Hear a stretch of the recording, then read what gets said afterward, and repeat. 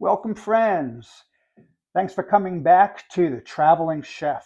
Today, we're going to make something quite unusual. When I got into the restaurant business 30 years ago, I hadn't seen anything like this before. So, this is almost a chemistry experiment with cooking, and it's really cool. We're going to make red onion pearls.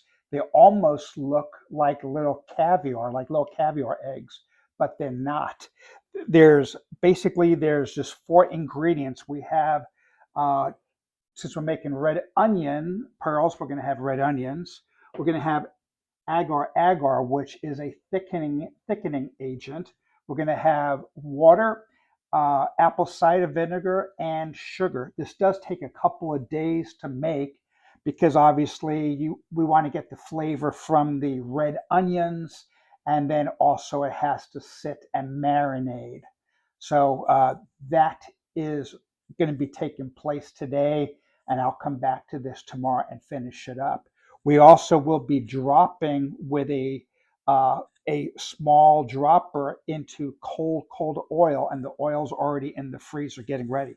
So let's get going on this. First, we're going to have a hot pan. We're going to take our water and our apple cider vinegar and our sugar.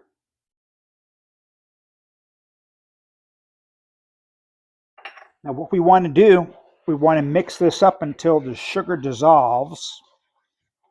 Once that happens, we're going to go ahead and take it off the heat and then put in the red onions, put it into a jar, and let it marinate.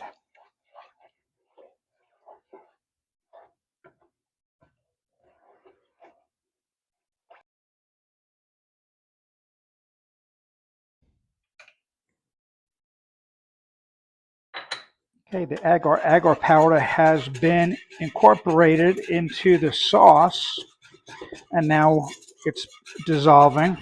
Once it dissolves, we'll go ahead and take this off of the heat. Now, once we take this off of the heat, we're going to put this in a plastic squirt bottle.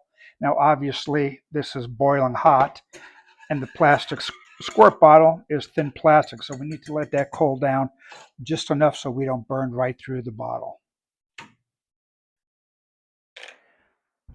Okay, so here I have grapeseed oil, which has been put into the refrigerator, actually in the freezer, until it's ice cold. And I took our red onion sauce and I put it into a squeeze bottle. I have a pretty generous hole at the top. We're going to squeeze this into the oil.